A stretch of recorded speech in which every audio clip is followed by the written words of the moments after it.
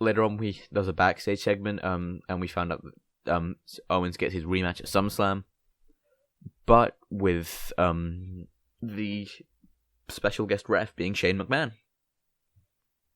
So, I mean, it should be straight down the line. I mean, it's Shane. It should be. I don't know who walks out a winner, because I don't know if they want to push AJ towards the WWE title sooner than later and have him kind of be there. But it all depends on if Shinsuke wins at SummerSlam or not. Yeah. I think it's really cool how they're making how they're making the mid-card titles prestigious again, though. Like, I remember like back in 2010 when I first started watching, when like the Intercontinental title in the U.S. title was just like, it was a title. Like, it was just there. It was gold to say that you held. Yeah, sorry, I got given something. I got given a phone charger. I don't know why. But yeah, like, the titles used to mean a lot, and then they didn't. Yeah, I don't know when and that then happened. Cena won the US belt. I'm pretty sure it was like when... This sounds really, like, douchey and stuff, but like, after Ryder lost the US title... Yeah. I feel like that's when stuff started dipping. Oh. I don't even remember who beat Ryder for it. Who was it? I legitimately don't remember. I'm gonna Google it. United States champion. Who beat Zack Ryder for it? I don't know. Because I didn't pay attention to the title too much back then.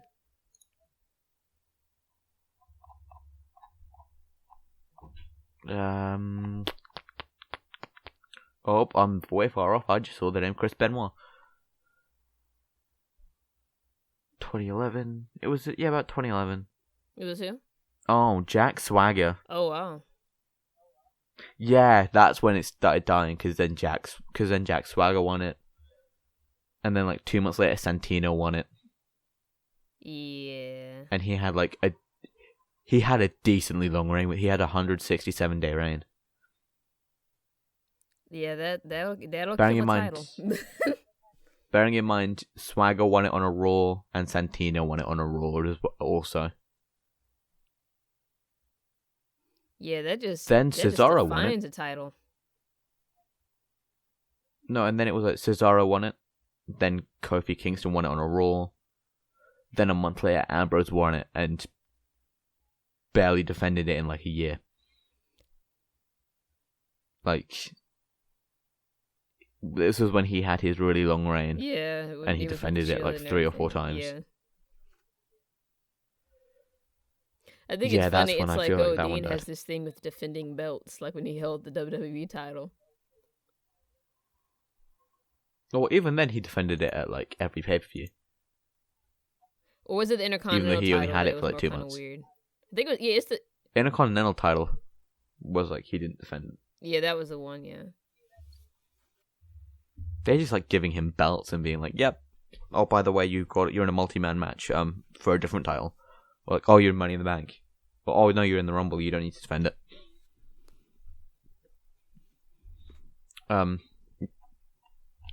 Next up, Sami Zayn took on Aiden English in a one-on-one match. With a very surprising This finish shocked me. Yes. Certainly did. Aiden English, he rolled up Sami Zayn to get a win. Which was a shock because it's Aiden English. Is he finally getting a big push? Like, was he just the only jobber they have to escalate the Sami Zayn and the Canelo feud? I don't know. Like, it's just kind of weird how they even, like, randomly added him to the feud. I thought he'd still be feuding with Ty, but, you know, Ty's not allowed TV time. He's only allowed TV time every 10 SmackDowns. I feel like that's his contract. I feel like it's like you're only allowed on the main roster every 10 weeks. Plus pay-per-view pre-shows. It's kind of like, oh. And he's still one of the most over guys in the company, like. The way they're booking him is weird.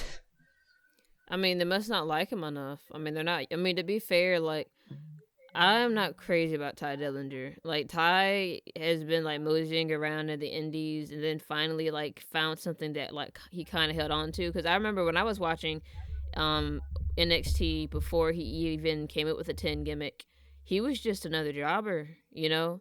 And still, at right now, at the most he'll be is a mid card champion. I can't see him getting any higher with how generic he is and the fact that he's subpar on the microphone. I mean, he's okay. If they gave him a push, I could imagine him getting the Daniel Bryan treatment. If they pushed but him. He's not Johnny Gargano. But even then, I feel like the next Daniel Bryan in this company is Johnny Gargano. I feel like they've misused Ty in like the span of 2 months, and already his spot's already filled. And he's the guy who sold it isn't even in main at this point. And he's probably not going to be on main for like another year or two. What, Gargano? Because we still need to get that Ciampa feud. Yeah. Oh. He's not coming onto main until Ciampa.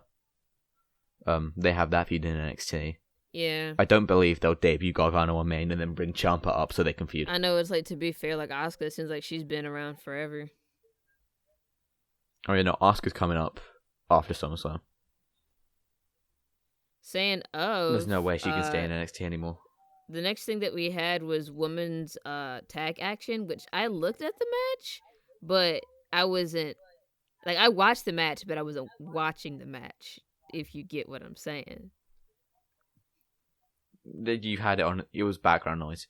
Yeah, technically. Is what you're saying. Because I'm tired of women tag matches on SmackDown.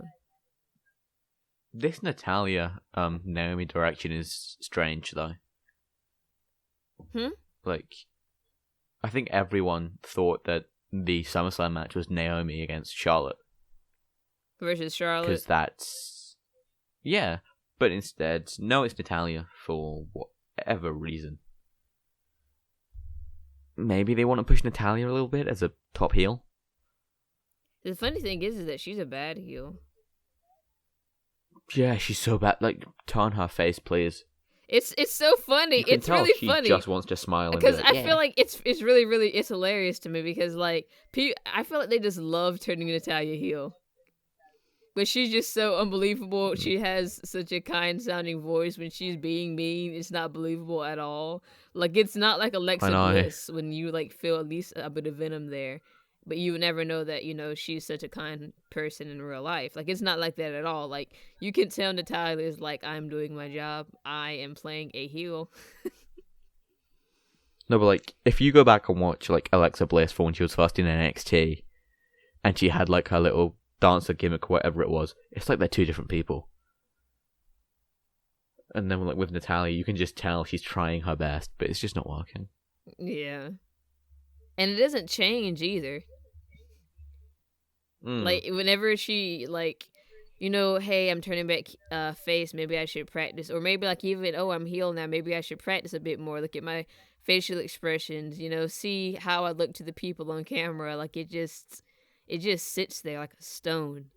Her progress of being good heel, it just sits there like, you know. Especially since for like the longest time when she first turned as well, she'd still come out like smiling and stuff. Like, she'd come out to the ring and be smiling, like waving and stuff. It's like, no, you're a heel, no. And the funny thing, not how you heel. And the funny thing is, like, I guess, is like, don't tell anybody. But whenever I was watching Total Divas, I don't watch it anymore. But whenever I watch, Okay, I'm going to admit, I've had those occasions where I've had the network on and I've left it, and Total Divas has come on and it's caught my attention because they were slacking someone off. But I've watched the odd episode because it caught my attention when they were like slagging off Eva Marie or whoever they were slagging off. No, in this case, it was actually technically, I guess, it's actually, Eva Marie is shown as in a good light in this part of the show because I guess Natalya wanted to like be paired with Eva or whatever, like as like a heel team. But like, who's the guy who's over the woman or whatever? The head of talent. As head of talent, he handles both. What's his name? He doesn't just handle the women; he handles the men and the women. Mark Carano, I think, is his name. But yeah, he wasn't. He handles all talent. But yeah, he wasn't fond of the idea or whatever because he was like, all you're gonna be doing is just taking heat from Eva. I'm like, no, I'm pretty sure there's plenty to go around. Well, I mean, we got to talk about Eva later anyway, so I don't know. Anyway, but I guess the result the of that Faces match, won. Yeah. It was Naomi and Becky Lynch taking on Natalya and Carmella, by the way. The Faces won. Becky didn't do a lot at all.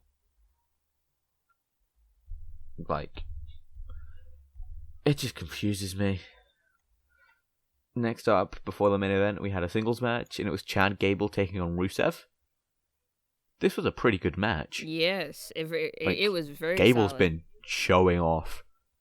You can tell Gable's kind of like, hey, you're going to pick Jason Jordan to be pushed over me. Alright, I'm going to show you what I can do. And,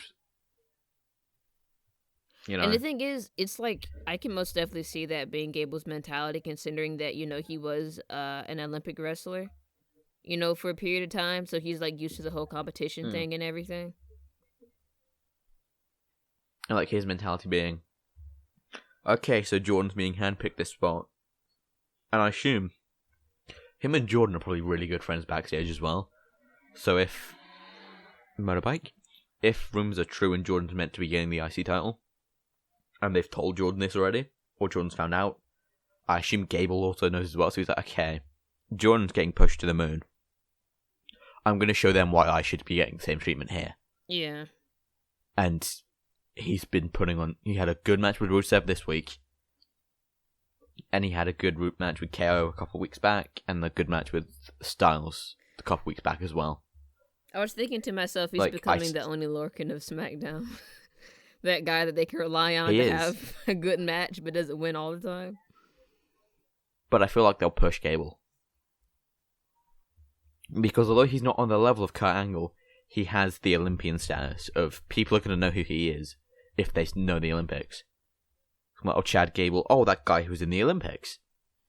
Yeah. But what I was mostly surprised about was the fact that it was a tap-out victory, this match. Well, Rusev has the accolade finish still, doesn't he? I mean, yeah, but does he have a regular finish? I'm just saying that, tapping out, I don't think Rusev does. He doesn't? He totally should. I don't think he does. I think he's only ever used the accolade. He totally should, because, some people, it just... I don't know, I guess it's just the whole mentality of believing that tapping out makes you weak because of John Cena. And John Cena passing out and not tapping out. Oh, his running super kick, the Magica kick, is apparently a finish. I didn't know it was a finish. I thought it was a sig. Same. I assumed it was a sig, but apparently it's a finish. But yeah, after that match, she cut a whole promo about America. I mean, no, it wasn't America based. This one actually felt like it had more purpose because it did. I don't remember the promo, to be fair. I saw him grab the microphone and I was like, he's probably going to slag off the US. No, he basically won at competition, basically. Essentially, that was the whole point of the promo. Oh, so he Braun Strowman. Yeah. I want competition. Gets James Ellsworth.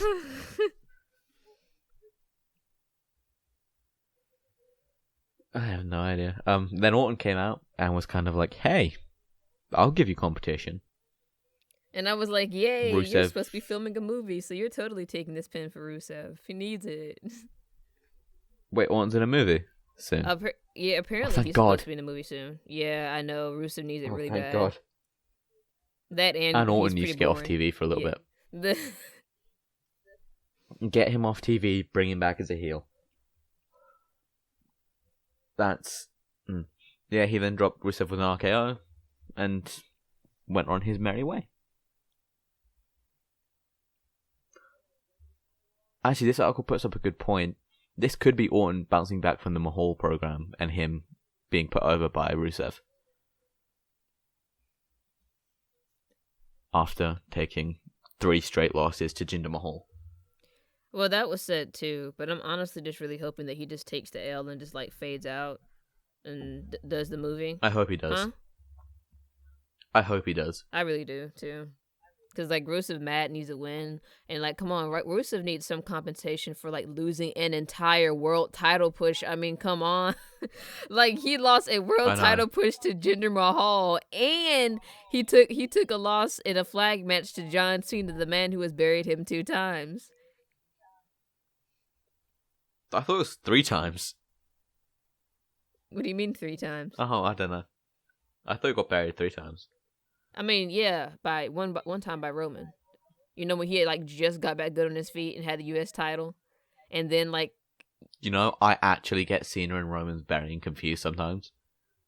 This isn't me making a joke. This is me being dead serious. That one time Roman buried him, I thought it was Cena.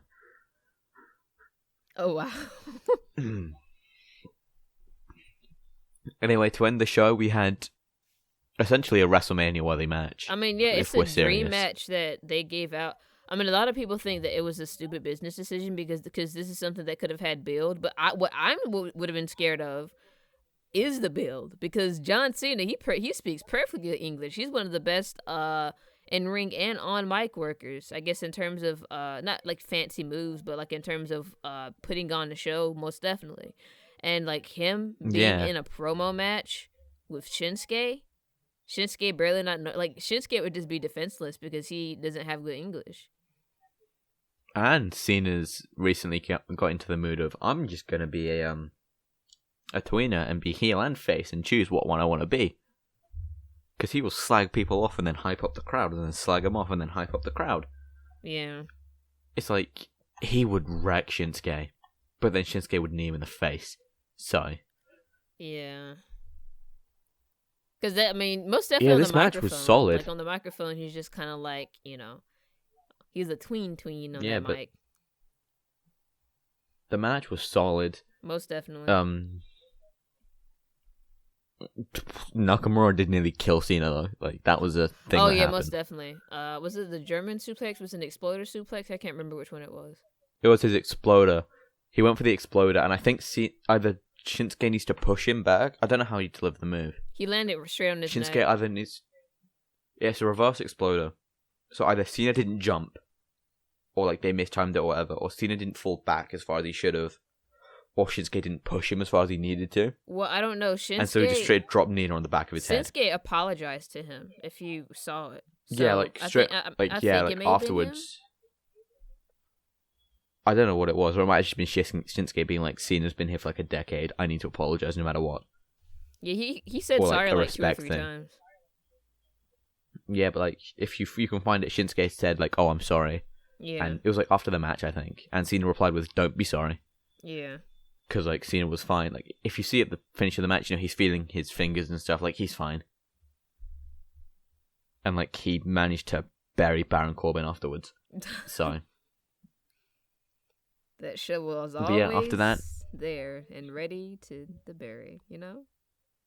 Yeah, you know, Shinsuke kneed Cena in the face and punched his ticket to SummerSlam. That's our SummerSlam match. Shinsuke Nakamura versus Jinder Mahal. Who would ever think that we would have 2 extreme foreigners competing for the world title? Who would ever think that you would have Shinsuke Nakamura being in a world championship match against Jinder Mahal? I mean, a lot of people just wanted John to win so he could bury him again. So he could bury Jinder back into obscurity. Yeah, I had 2 halves the mind of it. I wanted Cena to win so we could bury Jinder, but I wanted Shinsuke to win because Shinsuke needed to win. Yeah, that, and I mean, like, Cena's busy with Hollywood right now. Like, he doesn't need a world title. We don't need 2 part-time title holders. But you know Cena's getting that 17th time before he retires. Yeah. Like, it's happening at one point. If anything, I'd say if he's around then, Mania 35. He'll pick it up at Mania, run with it for a few months, and then drop it, and then he won't touch it again. Anyway, yeah, that was SmackDown. Next up, there's GFW news. And Huh? this is technically good. What do you mean? GFW and DJZ. Yeah, it is. Yeah, it's technically good. I mean, DJZ got injured like before GFW like became established and like all the changes were made, but he got a really bad injury or whatever, a really bad colon injury. Involved in internal bleeding and stuff. And GFW have now cleared him to wrestle, so... Yeah, that's good. Yeah, it's cool that the dude can wrestle again.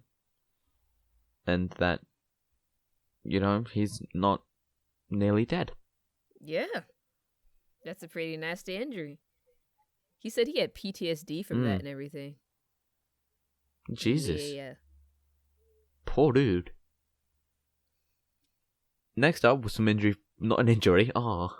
No one got injured. No one got injured this week. Braun nearly did if this hadn't come out. Last week there was news that Braun had severely annoyed Karen Jarrett and she had threatened him with Kurt Angle. But if you didn't know, she is his ex-wife. Yeah, she said that the two were having drinks and behaving as if they were in character. And Braun was jokingly rude, and Karen obviously played the, I'm the ex-wife of your boss, blah blah blah. And so Braun begged for her forgiveness and stuff, blah blah blah. Yeah.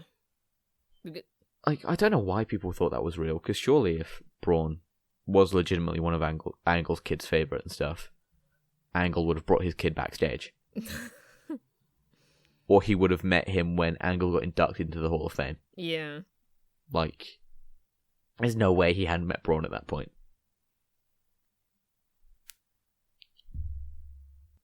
Wow, a lot of stuff this week happened on Wednesday. Yeah. Thursday, too. Next up, the last of the rematches, of the recaps even. NXT, which is... It's still the best one of the week. Yep. Do you want to take this up? Because I feel like I've been talking a lot. Okay. I'm just bad at keeping up. That's the only reason why I usually don't do the shows, because I end up like getting lots of words.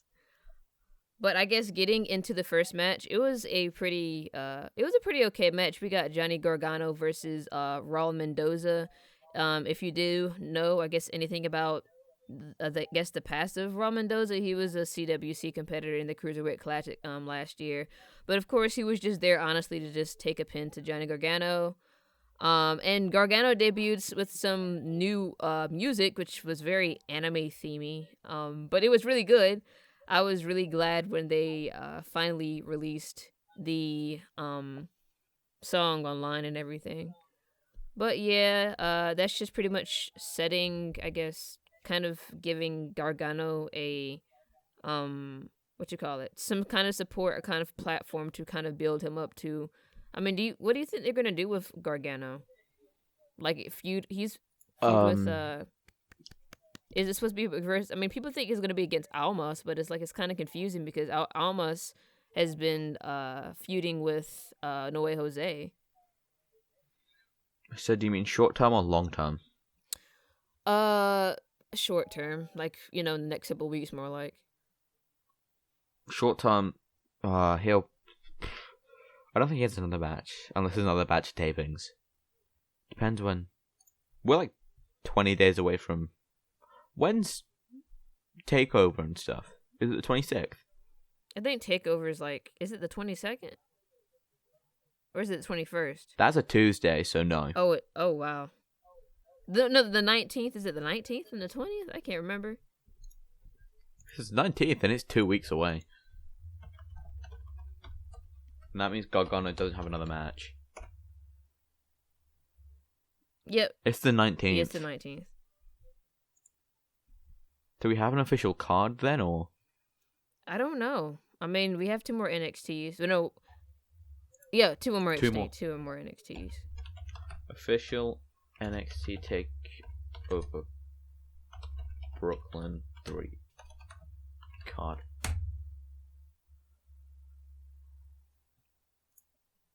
WWE.com. These guys should usually get it right.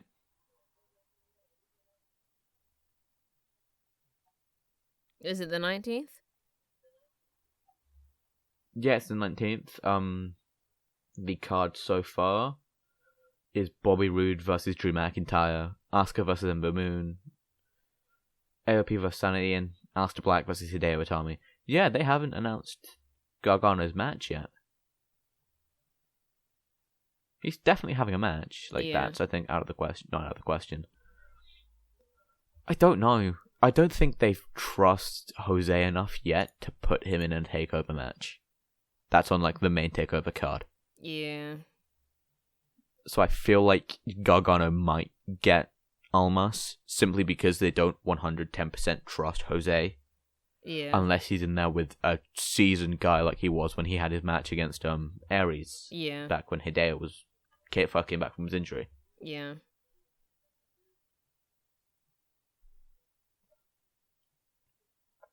So short term, yeah, I can see him beating Almas. Long term, he'll probably challenge for the NXT title. And jump about there until Ciampa gets back. He might win it. I doubt it, though. Well, I guess moving on to, a bit of build for a takeover match is Asuka when she addresses Ember Moon, which, yay, her English is getting better, even though it's still pretty bad. But she pretty much, says that, she isn't ready for her. And, that's when Ember Moon interrupts and they come face to face and everything. And Asuka just slaps the absolute crap out of her. It's really funny because, WWE posted a video of, the top 10 slaps or whatever. I'm not sure if you've seen it. It, released not too long ago. And no, because I feel like half of them are going to be Stephanie McMahon. No, they really aren't. There are men slaps in there too. I didn't know that Cody Rhodes slapped the crap out of Randy Orton, but that was interesting. I remember that happening at one point. I wasn't watching wrestling. He did it, then. And he just screamed at him, "Legacy is dead," when no one had mentioned Legacy at all. And it's well, you're bringing it up, you idiot. But yeah. Anyway, yeah, go on. That was an interesting video. It was funny too. It was just absolutely funny. But yeah, just pretty much a brawl broke out, and surprisingly, I wouldn't say surprisingly because Asuka Ember Moon, Ember Moon is probably going to be the one to beat Asuka, but she hit off her beautiful dethrone the Empress. Huh? Dethrone the Empress. Is WWE going to book it? Oh well, I feel like she's the one to do it. But I mean, she hit off her finisher on Asuka. The jumping rope? The jumping rope. The jumping rope. I don't know. It's a stunner off the top rope. Let's just put it that way. I'm pretty sure it's a top rope stunner. Yeah. Or a leaping stunner. I'm gonna Google it real quick. It's a diving corkscrew stunner. Oh, that's what it's called. Mm-hmm. That's the technical term for it. But yeah, after that whole little brawl, the next matchup was Sonya Deville versus Jenna Van Bemmel. Not sure if I'm pronouncing those names right. But the match didn't last very long at all. I mean, of course, because Jenna is just some no name, No one really knows who she is. But apparently, I don't know why, but, any wrestler that they have with MMA background or, that they make it, extremely known that this person is an MMA background wrestler. For some reason, they have to have some kind of arm submission. I don't get it. All of Sonya's finishes and, have been in arm submissions of some sort.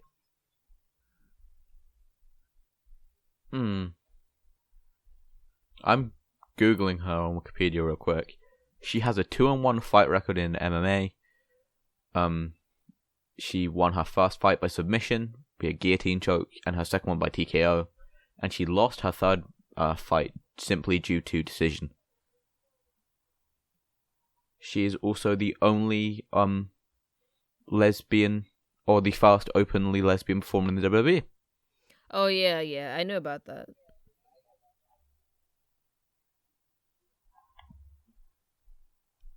I like how one of the personal life things on Wikipedia is she is friends with Maria Menounos.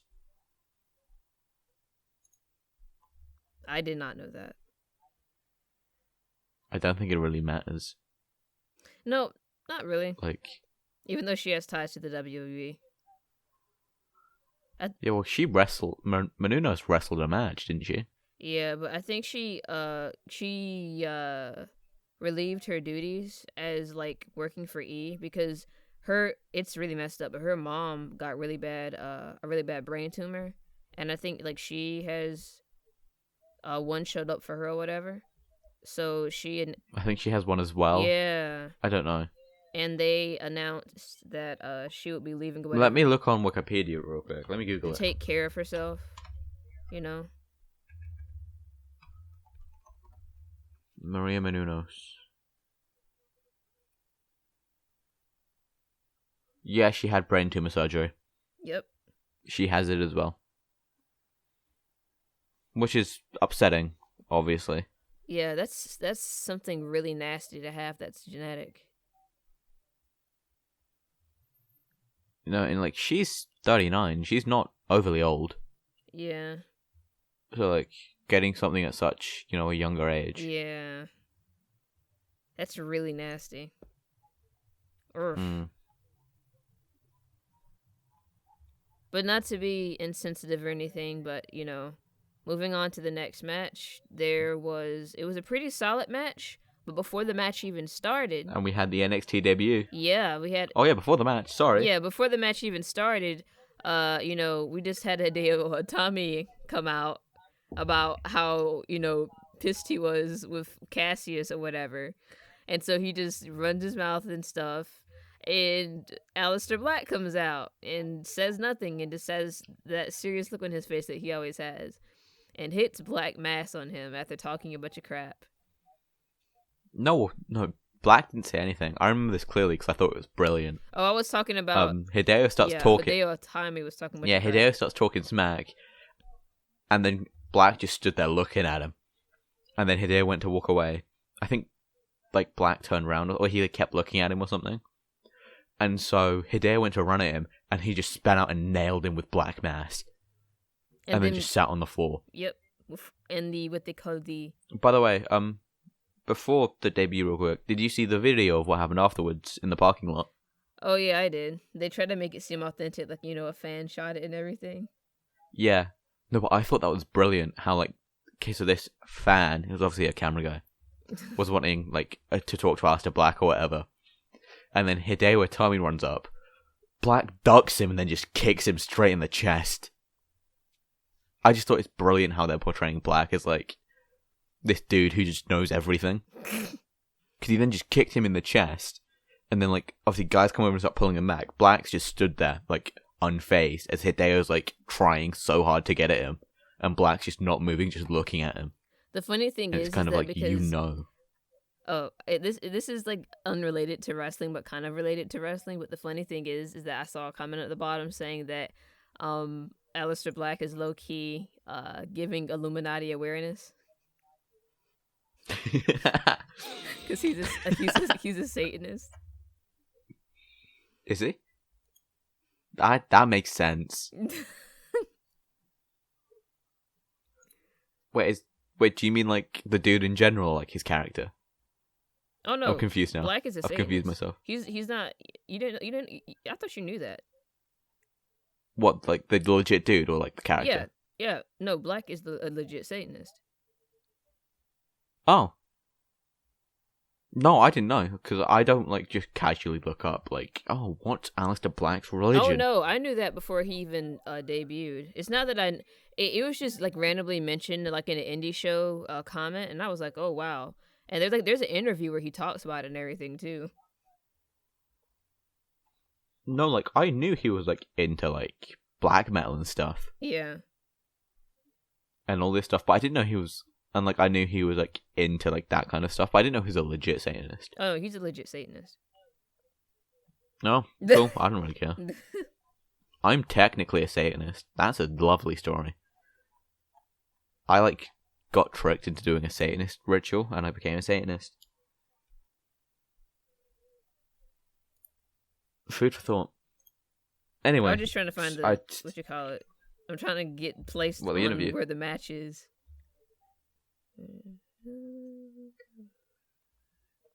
Well, this is the main event. Yeah. It is the debut of Kyle O'Reilly, who is a former ROH champion. He walks really weird. He really does. Like, I was just like, why is he walking out really ugly? Like, he's like Baron Dax or something. Oh, wait, that's his TNA name. Marcus Louis. Remember that guy who used to like make these really ugly faces coming out to the ring, and he was French? Yeah. Also, one thing I noticed, when Kyle O'Reilly does certain faces, he looks a lot like Oney Lorcan.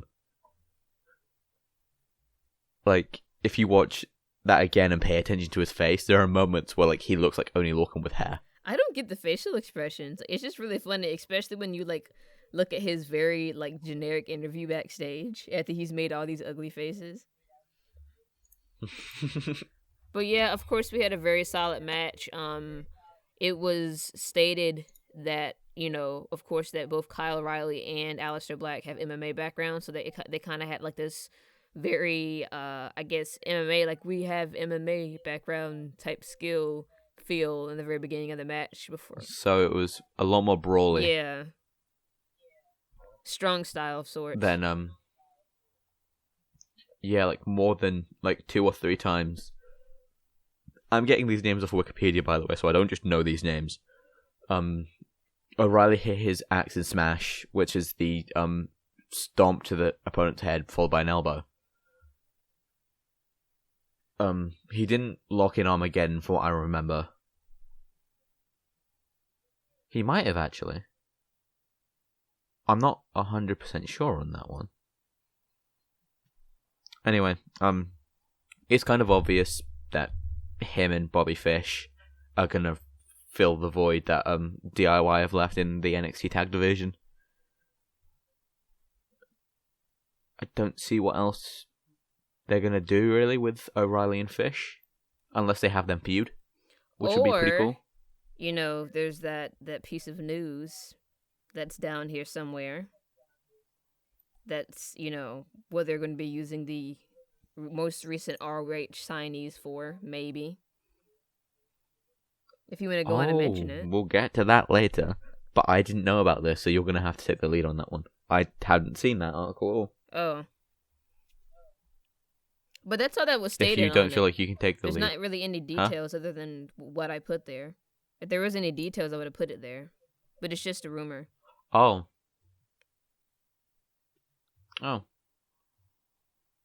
Well. But yeah, and the finish to the match was he went for the axe and smash combo again, got the stomp to the back of the head, which looks brutal, by the way. Like, it looks like he's curb stomping them without leaving the ground. And like, I guess the way they played it up was he took too long to go around with the elbow, and as he turned around, Black smacked him in the face with the Black Mass kick, which obviously got him the win. But O'Reilly looked really good. Like, you can tell they like O'Reilly and Bobby Fish a lot. Or at least Trips does.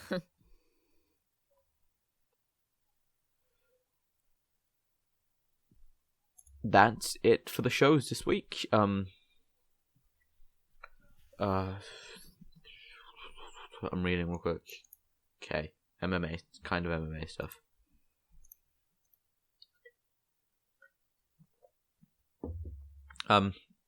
For those of you who would know the 4 horsemen of the MMA world, one of which being Shayla Baszler, I believe. She's a woman in the Mae Young Classic.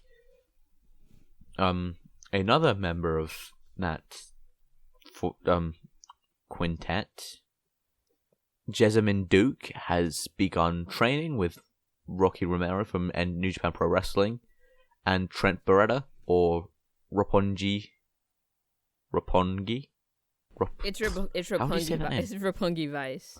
I just put the Roppongi Vice. They're a tag team, Trent Beretta and Rocky Romero. Trent Beretta wasn't there. Rocky Romero was the one that was running the workshop.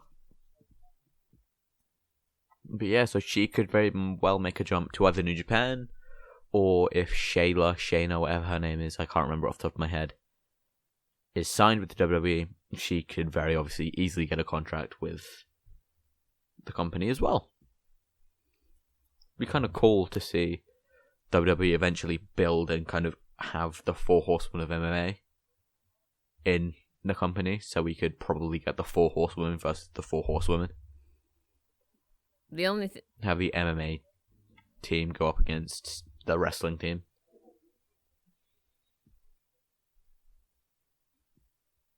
And this was some interesting news. I just had to throw it in there because of the content of it, which is really funny. What, Venus and Godfather? Yes.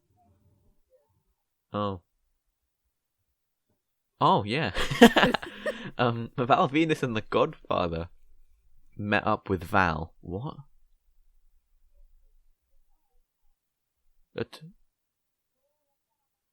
You worded that very strangely. Yeah. Basically, they yeah, okay, so the Godfather and... Oh, you can take it. Go on.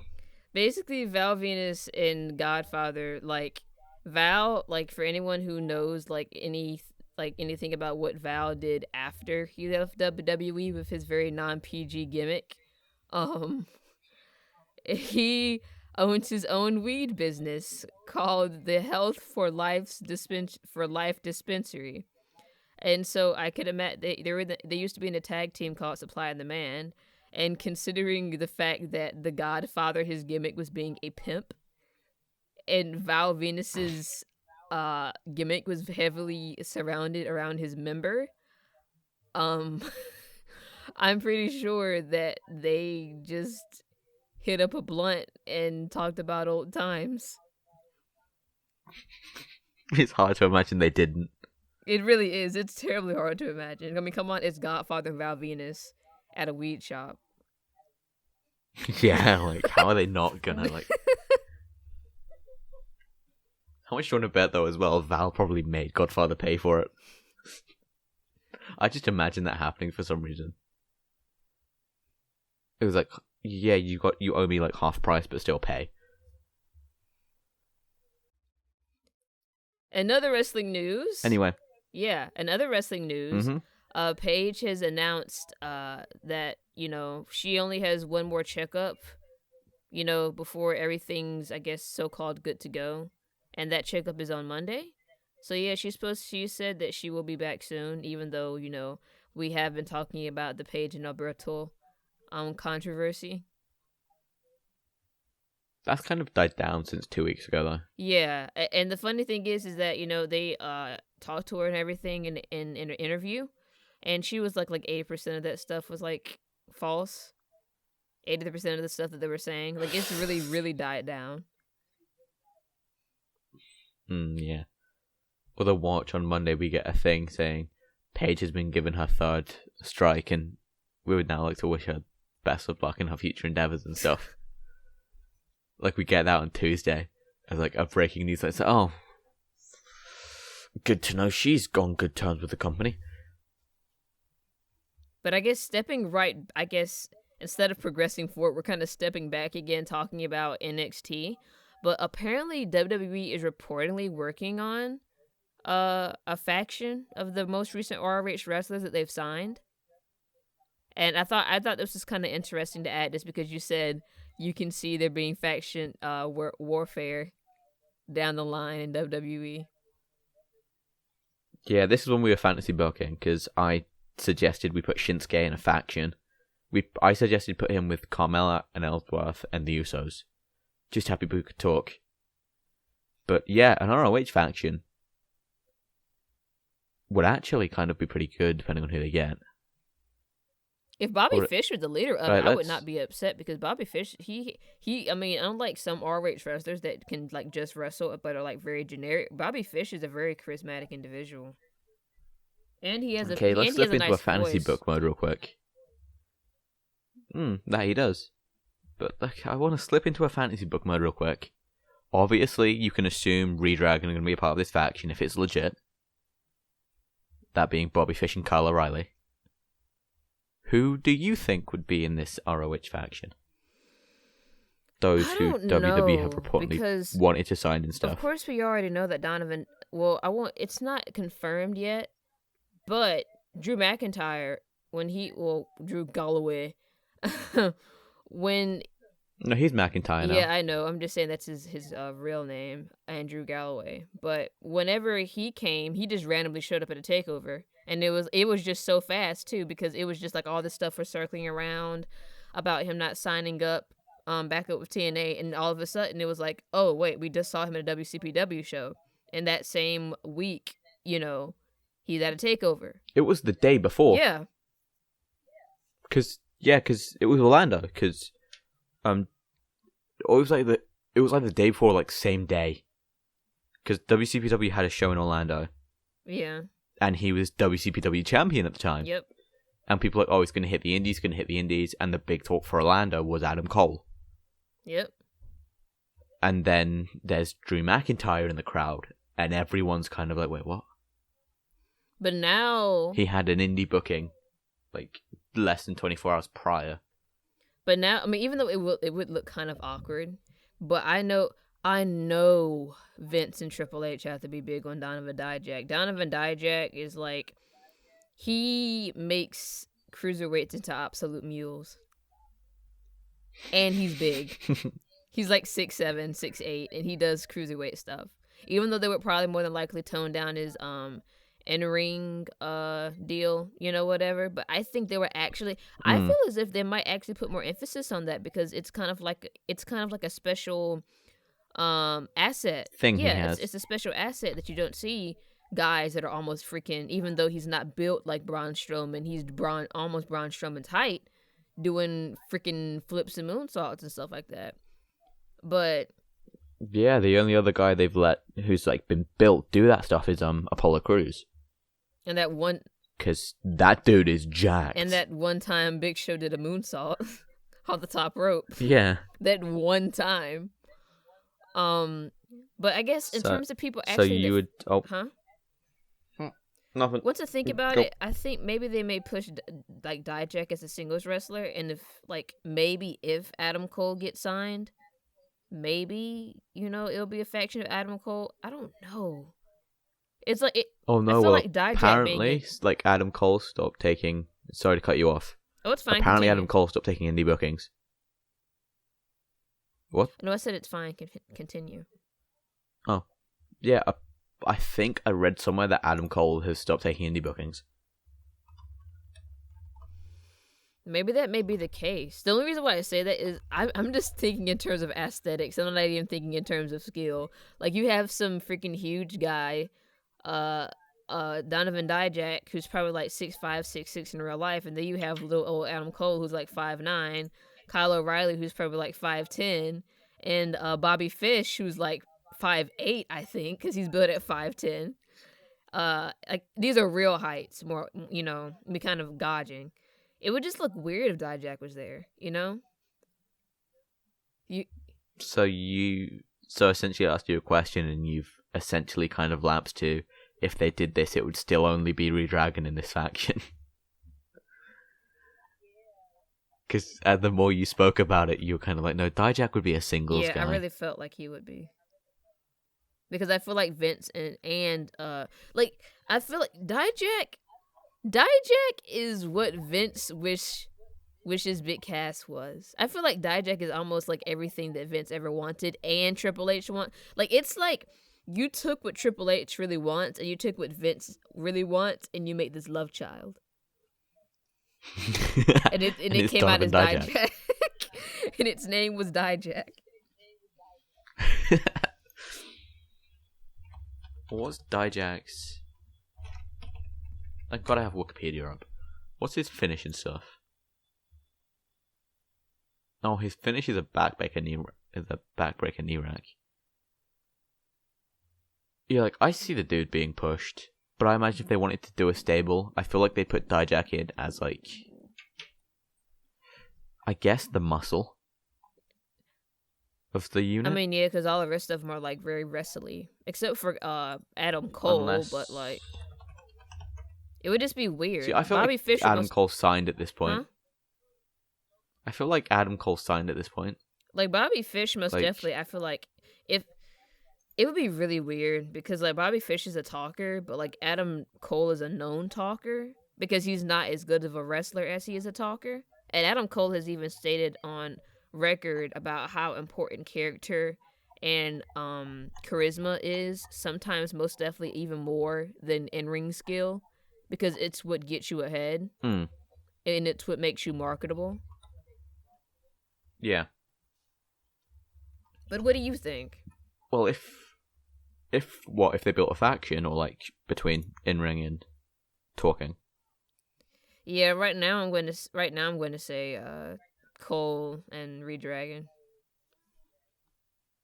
I don't think they'd make it a trio though, because then it does just feel like they're trying to make their own version of the Elite or the Super Click, and just swapping out the Bucks for Redragon.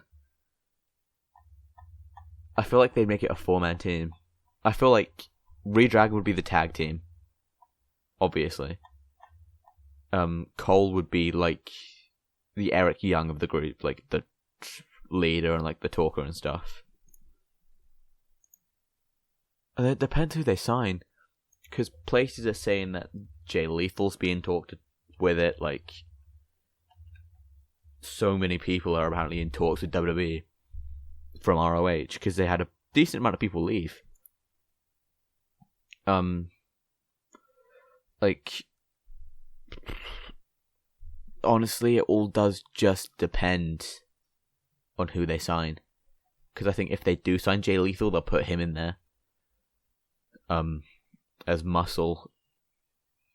If Dijak is signed and they don't get anyone else, I feel like Dijak will get put You in mean as like muscle. the Roman Reigns treatment? Like I'm putting you in this faction, and then like later on, I'm just gonna push you to the NXT title. Well, no, not even that. Because Roman Reigns was put in there because Vince liked him. Yeah. Like, I mean, like, Yeah, most definitely. I think the muscle, because the muscle shield was going to be Cassius Ohno. Yeah. Like, the way Punk had it laid out was, okay, Seth would be, like, you know, the thinker. Dean, because the original thing was always Seth and Dean, which was pretty cool. How, like, he got his wish with that. Dean was, like, the one who would just kind of do things. And then his thought was, okay, Cassius Ohno. Chris Hero, would be, like, the muscle. You know, the guy with the big knockout finish. Yeah. And then WWE turned, and then Vince and Triple H turned around and said, okay, no, we'll give you Rollins and Ambrose, but we're putting our guy in instead. And so Punk was like, oh, okay. Like, fair enough, you're letting me build a faction. So I feel like they'd want the leader, the team, and the muscle. And I think the muscle is the one that kind of swaps out, depending on who's in it. Yeah. And that, I feel like it would either be Jay Lethal or Donovan Dijak. Well, even then, like, the talker can swap out between Bobby Fish and who I assume it would be Adam Cole. Because the thing is, when you look at a guy like Dijak and you see what he's capable of in the ring, like, unless he's coming in as a faction, it's like, unless to do this whole thing where, like, Dijak is underappreciated and Redragon is underappreciated, and they're like, hey, we're both underappreciated, you know that whole thing where they're like, oh, we're underappreciated, we're unnoticed, you know, like they did in WCPW with the Prestige or whatever. You know, we're just throwing that out there or whatever. No, that you don't have to like know the details of it, but I guess that's the only way I could see that happening, because if you look at a guy like Dijak, you see what a guy like Dijak is capable of. You're just thinking, why would this guy want to like join a faction like this out of nowhere? Unless he's just like, you know, kind of on and off winning matches, and then all of a sudden he randomly, you know, joins a faction. It kind of depends on where they start him and how soon they would want to pull the trigger on it. Yeah, but I feel like as well, obviously, I think Adam Cole coming in to WWE, I think that is a thing that's a when, not if. I feel like everyone is like, yeah, no, Adam Cole will make it there eventually. But it's when, not if. And I feel like when he comes in, he's getting that NXT title at some point. I don't think there's a way around Adam Cole not picking up that title. So if they put him in a faction, which I think would be a who decent knows? thing to do. All of them could just get thrown in there. All of them. Obviously, I think the next NXT Tag Champions is Redragon or TM61. It just depends if Shane Thorne is healthy again. Because, they said a faction, but it's not like they'd ever specified a size. Like, factions can vary from, like, what is it, from 3 and up? Or 3 is a trio. So it's 4 and up. Oh, it's 4 and up. Because Shield wasn't really a faction, was it? Oh, that's... The word for it is stable. That was a stable.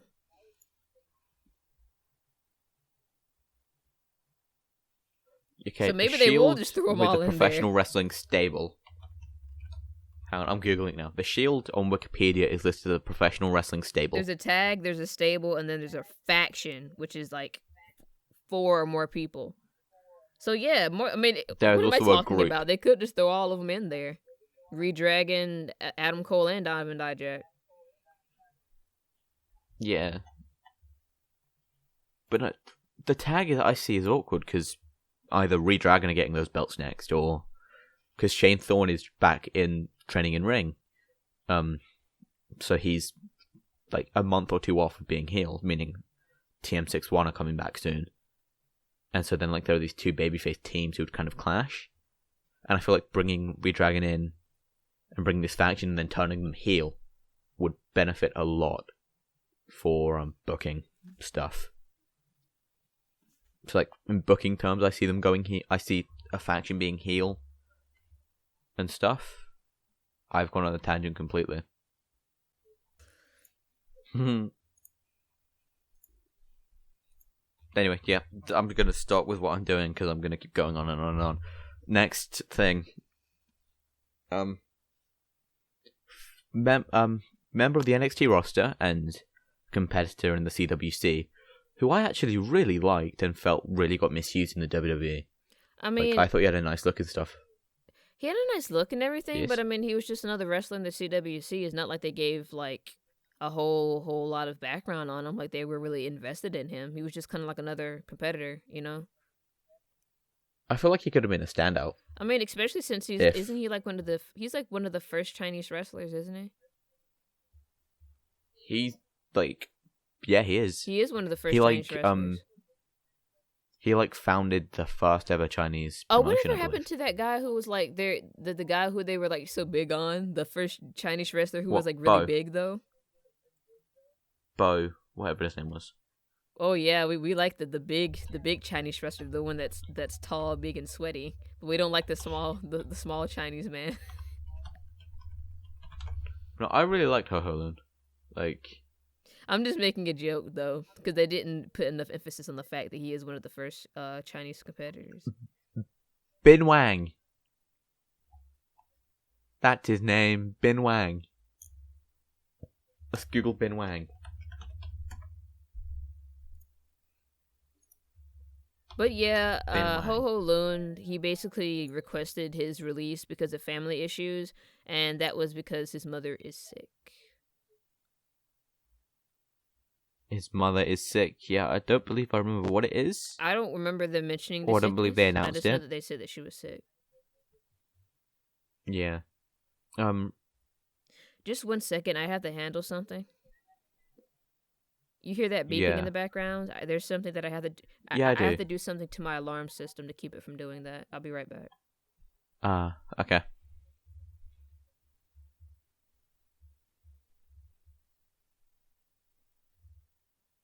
I guess I'm going to give background on Tian Bing, or Bin Wang. He made his NXT televised debut teaming with Ho Ho Lun in the Dusty Tag Team Classic of 2016. They lost to DIY in the first round, I would assume. They then announced on Twitter that he would take place in the Under the Giant Memorial Battle Royal at Mania 33. Is that the one that just passed? Yes. Yeah. Where he eliminated Fandango and Tyler Breeze before being eliminated by Dolph. So, he's done some stuff. He was in the Inoki Genome Federation for 3 years. He debuted defeating Kendo Kashin. Are you running down Ho Ho Lun's resume? No, Tian Bing's resume. Oh, okay. Here's a thing. There is one man who we know is much like a superhuman. Guess who trained Bin Wang?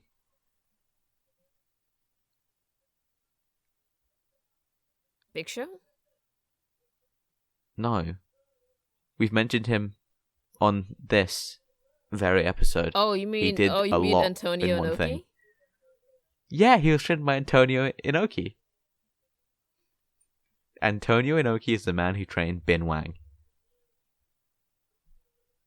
Or Tian Bing, which is his current in-ring name. Well, hopefully it actually means something, because I guess it depends on if you want to transition or if you want to keep talking about it. We can transition, because I don't think there's much more to say other than Ho Ho Lun. But yes, after his release, he got given it. We must, all on good terms. But with this next one, we must celebrate. We must praise the Lord. Because Eva Marie has finally announced her departure for the WWE. Whoop whoop! Can we all take a second to remember that Eva Marie was originally the one planned to take the NXT Women's title off of Bayley? Marty Scurr, whoop whoop. Whoop whoop! Whoop whoop. Just the whoop for the whoop. And the reason why I transition this way is because if you look at Eva Marie's, like, the list of wrestlers that have trained her, you would expect that she's just so freaking graceful in the ring. But she was just absolute trash. Like, you've seen like the people that have trained her, right? Yeah, I knew who trained her also, but as well. Natty, Brian Kendrick, Google it. Daniel Bryan. She was trained at the Performance Center, meaning a bunch of guys have trained her. But her standout trainers were Natalya, and WWE, while she was on the road, had her set up to train with Brian Kendrick. Private training, and she was mind you. Private one-on-one training, and she was still greener than Braun Strowman. Bearing in mind, she still also, she started using Brian Kendrick's finish from the time, the sliced bread number 2. She did a bunch of stuff Kendrick used to do, and even then,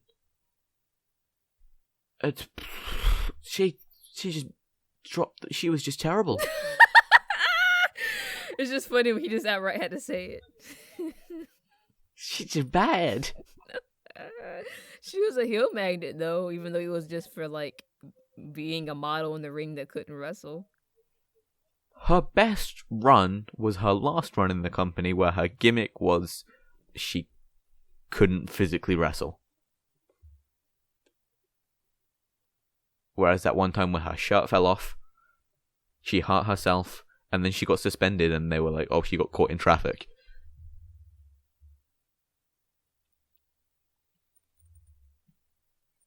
But hey, she has a Hollywood career now. She's making movies better than The Rock and John Cena combined. And she's just living the high life. This woman, she got trained by the second best member of the Cruiserweight division. And she still fucked it up. Well, I wouldn't say that. She How? just got a name made for her with WWE. That's because Vince was like, oh, she looks nice, put her in main. I'm just like, wow. Like, now. That's most definitely a way to get be able to get into movies. 1, look pretty. 2, be on the good side of management. And 3, if you're working for WWE and you know that The Rock... Be friends with The Rock. Know, yep, The Rock is a box office hit. Dwayne.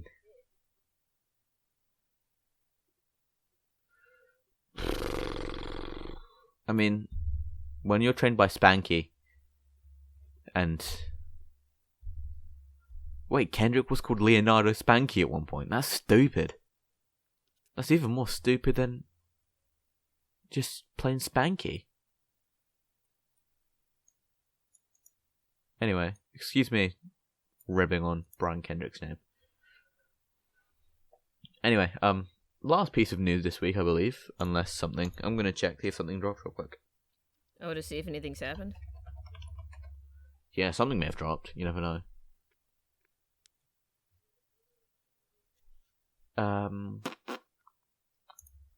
Wrestling Inc.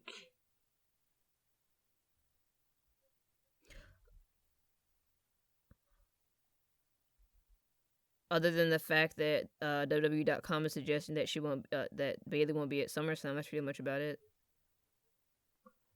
Yeah, but everyone's kind of thinking about that. Yeah. And not a lot of people are kind of like, yep, nope, she's not having that match. But yeah, that's pretty much it. Well, this, I believe, dropped today, or it dropped the other day, and I just missed it. WWE have announced a Last Man Standing match for next week on Raw. It will be Braun taking on Roman in Last Man Standing action. See another Braun and Roman match. They've been pretty good. I mean, like, they're pretty good. That's all I can say. It's getting a bit stale though. Anyway, the last piece of news for the week, which is kind of big. 2 weeks ago, yeah, 2 weeks ago, or 3 weeks ago, or 4, I don't remember. We mentioned how WWE had approached Rey Mysterio, John Morrison, and CM Punk about returning to the company. WWE are reportedly no longer interested in bringing back Rey Mysterio after Conan's visit to SmackDown to see Chris Jericho, and they had a rocky relationship anyway. After what happened was there's this popular wrestler named Conan. If you've seen any bit of Lucha Underground, apparently Conan doesn't have a good relationship with Vince McMahon because I guess back in the day, whenever Vince was like working on this gimmick for Conan, investing a lot of money and time into it, Conan was just like, screw it. I know I have a cemented place in Mexico. I'm just going to go to Mexico and be a main eventer. And apparently Vince still holds a grudge because, Vince is good for that. Vince apparently still holds a grudge there. And I guess Conan coming on SmackDown the other day to visit Chris Jericho. I guess, was it a week or two ago? Just last week, yeah. I guess that didn't help anything. And it just, I guess it made things worse. And Vince is no longer interested in signing him because those two are connected because Conan is Rey Mysterio's representation. But so more than likely, GFW will offer him something. Unless Vince gets over it and is like, you know what, I just want a small man who can run really fast. and can sell merch. To make wrestlers and stuff. I don't know how I managed to make wrestlers and stuff sound so unappealing. But when you break stuff down, it is pretty unappealing if you think about it on a basic level. But everything's unappealing on a basic level.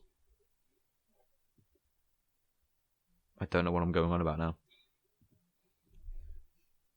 Anyway, every people. That's a word.